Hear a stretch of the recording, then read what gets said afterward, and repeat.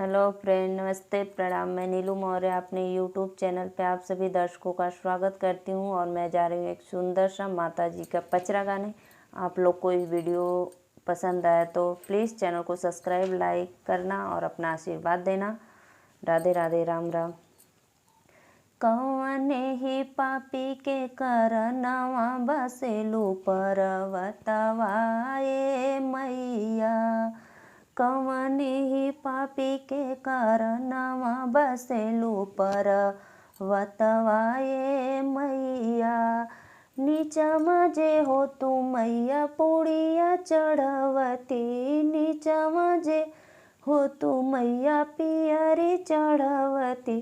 अरे ऊपरा चढ़ल नहीं जाला बसेलू परवतवा ए मैया। अरे ऊपरा चढ़ल नहीं जाला बसेलू परवतवा ए मैया। कौने ही पापी के करनवा बसेलू परवतवा ए मैया। बसेलू परवतवा ए मैया। बसेलू परवतवा ए मैया। अरे कौने ही पापी के करनवा बसेलू परवतवा ए मैया।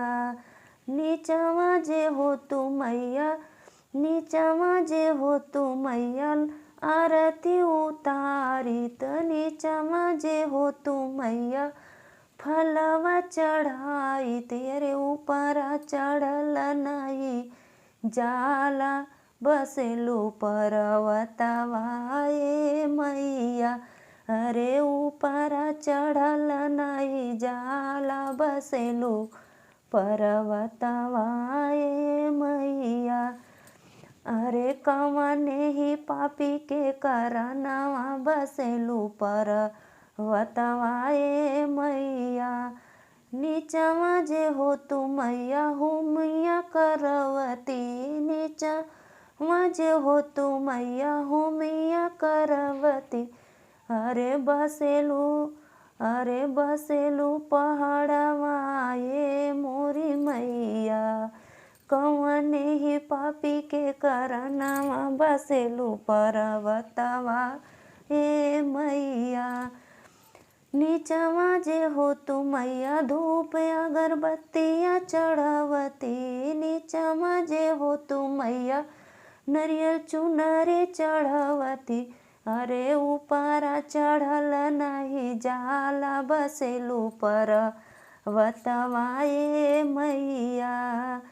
अरे ऊपरा चढ़ल नहीं जाला बसेलू परवतवा ए मैया।